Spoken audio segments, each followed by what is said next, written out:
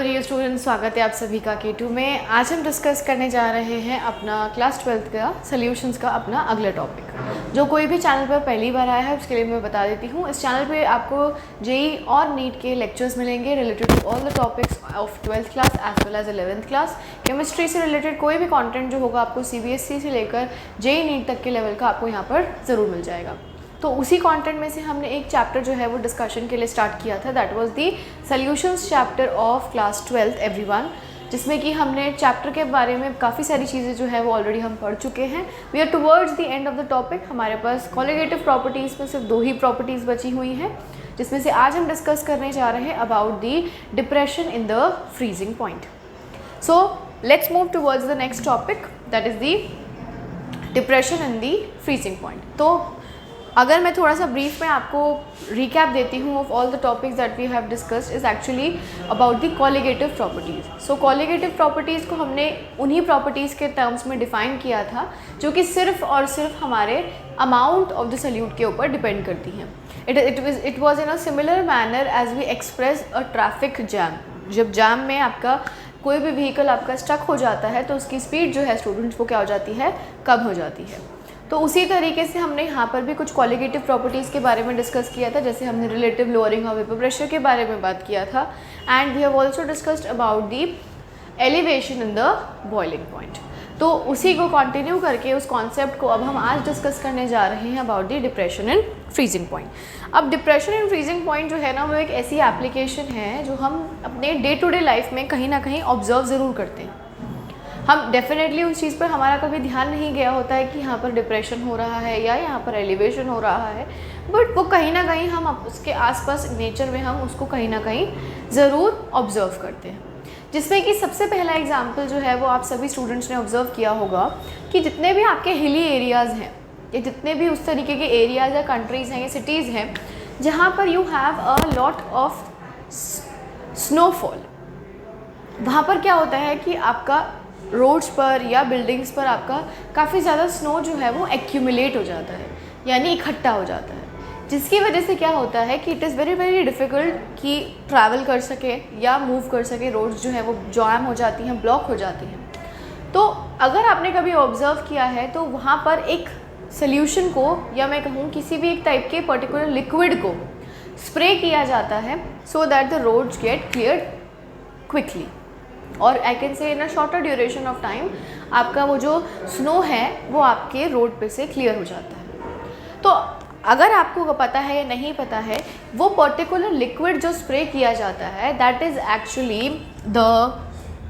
Salt that is spread,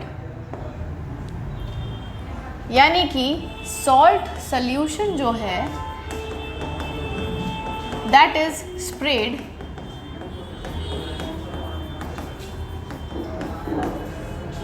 in the hilly areas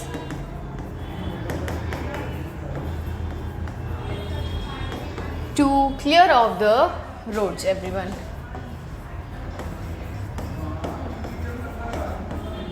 तो roads को जो है क्लियर करने के लिए आपका सॉल्ट सॉल्यूशन को जो है वो स्प्रे किया जाता है। ठीक है, ये हमारा एक पहला एग्जांपल हो जाता है अबाउट द टॉपिक जहाँ पर हम इस तरीके से कुछ ना कुछ एक डिफरेंट चीज़ जो है वो ऑब्जर्व करते हैं। कैसे ये डिप्रेशन एंड फ्रीजिंग पॉइंट से रिलेटेड है वही हम वीडियो के अंदर पढ़ने जा रहे हैं। नाउ अब हमारे पास जो सेकंड एग्जांपल है, उस सेकंड एग्जांपल में भी सेम उसी तरीके से हम NaCl यानी अपने सॉल्ट को यूज़ करते हैं। अगर आपने देखा है तो आइसक्रीम्स जो हैं वो आपकी जो बनाई जाती हैं उन सभी के अंदर एक मेजर कॉम्पोनेंट होता है आपका सॉल्ट। ठीक है, अब वो सॉल्ट जाहिर सी बात है किस लिए ऐड किया जाता है, उसकी एप्लीकेशन ये है कि आप अपने पर्टिकुलर जो भी आपने अपना सॉल्वेंट यूज़ किया है, ठीक है, इसको ध्यान से समझिएगा। जब पहला तो ये है हमारे पास application, the second application is where you have ice creams that are prepared and in the ice creams it is observe that you have a salt and you have a solvent that is added. तो salt add करने का जो major reason है वो ये होता है कि आपके इस पर्टिकुलर आइसक्रीम के, या हम कह सकते हैं कि इस पर्टिकुलर आइसक्रीम को इजीली मेल्ट नहीं होने देता है। अगर आपने जिस भी सॉल्वेंट से आप आइसक्रीम बना रहे हैं उस सॉल्वेंट में अगर आपने सॉल्ट ऐड कर दिया, ना what will this salt do, it will basically prevent the ice cream to melt, यानी उसको मेल्ट करने में अब ज़्यादा टेम्परेचर लगेगा, या कह सकते हैं ज़्यादा टाइम में वो मेल्ट करेगा। यानी depression is freezing point is definitely observed when you have the manufacturing of the ice creams. उसी तरीके से अगर आप लोगों ने ध्यान दिया है, या एक और एप्लीकेशन जो है वो आपकी होती है ऑटोमोबाइल्स के अंदर। इसमें क्या होता है कि आपके पास व्हीकल्स में एक पर्टिकुलर सोल्यूशन ऐड किया जाता है which is an antifreeze solution.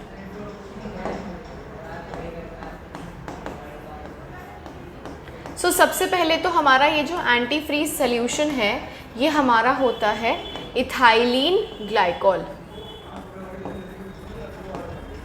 ना what is this ethylene glycol actually is using, basically हमारे व्हीकल्स के अंदर वाटर जो है वो एज अ सॉल्वेंट यूज़ किया जाता है ताकि आपका जो इंजन है वो हीटअप इजीली ना हो। तो अब अगर आप खुद सोचिए, जब हम हिली एरियाज़ की तरफ चले जाएंगे तो हमारे पास जो हमारा वो वाटर है हमारे इंजन्स के अंदर वो भी फ्रीज़ हो जाएगा, और जो उसका एक्चुअली में काम है आपके इंजन को कूल डाउन रखने का, वो उस काम को ईजिली नहीं कर पाएगा। इसीलिए in that particular solution you add an antifreeze solution. And what is that antifreeze? Basically antifreeze बना है इथाइलिन ग्लाइकोल नाम के एक सोल्यूशन से। ये करेगा क्या? This will prevent the water from freezing. क्या कर रहा है ये? इट इज प्रिवेंटिंग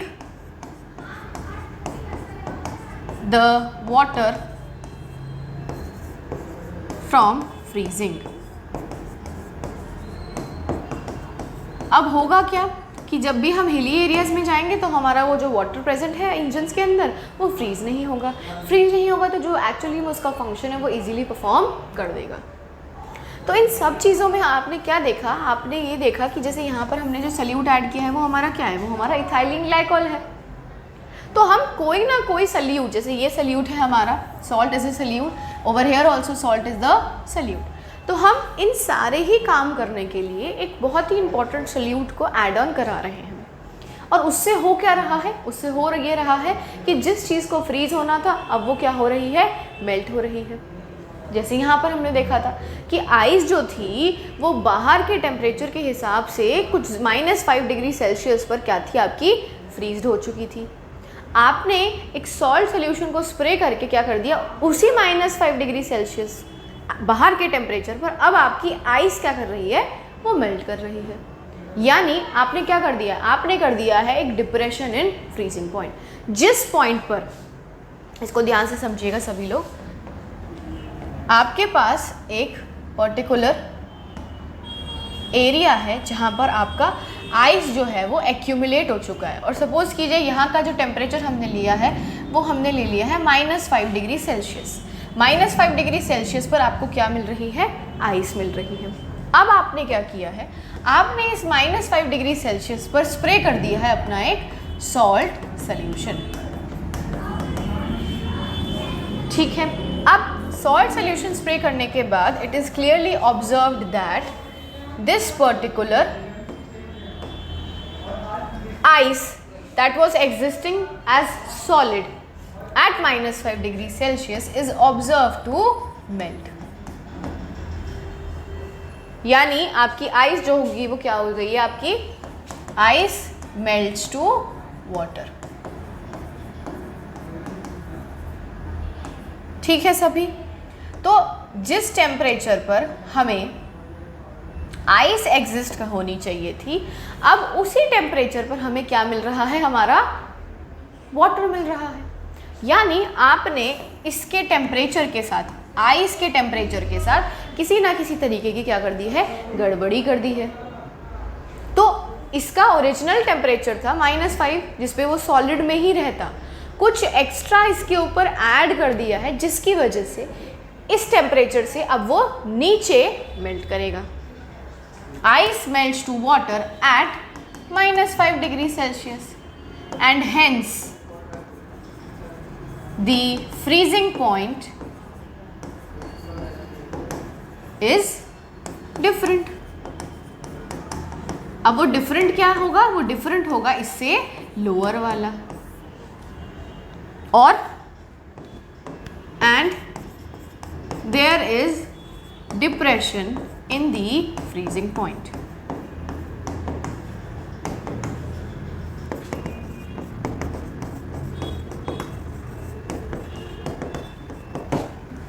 तो आपने क्या किया, आपने एक सल्यूट को ऐड किया है।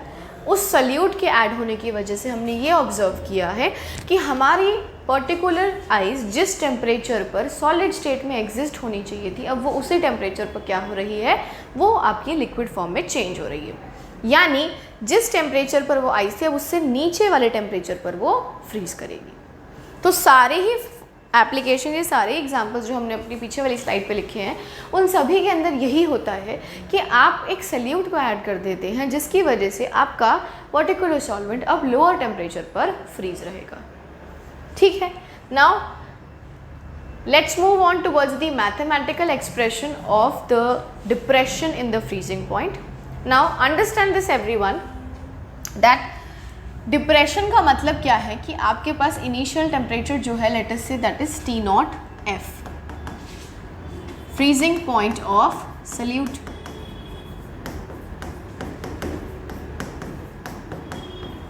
This represents the freezing point of the solvent, everyone. Now what is happening? You have added a solute and hence you have prepared a solution. So let us say that TFS is the freezing point of solution.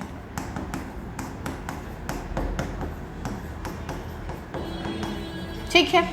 Now because there is a depression in the freezing point, hence we can easily say that delta T naught F is greater than the TFS. Because of the addition of the solute, the freezing point is lower down. Now if you represent the depression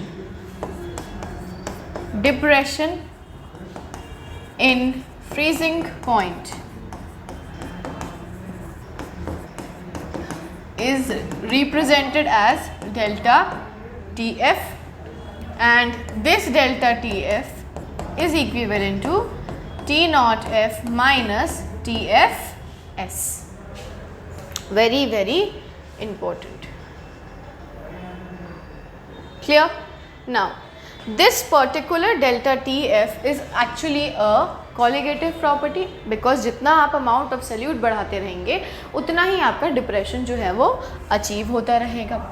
So delta TF is directly proportional to the molality. That means because we have defined that delta TF एक colligative property है, तो वो हमेशा हमारे amount of solute पे depend करेगी, and over here the amount that we are representing is by the concentration term of molality. Now if you remove this proportionality sign, you have a constant which is called as depression constant or the molal depression constant. Also we can simplify this particular expression as writing the molality, that is WB by capital MB multiplied by the weight of the solvent, and if it is represented in the grams, then you have a factor of 1000.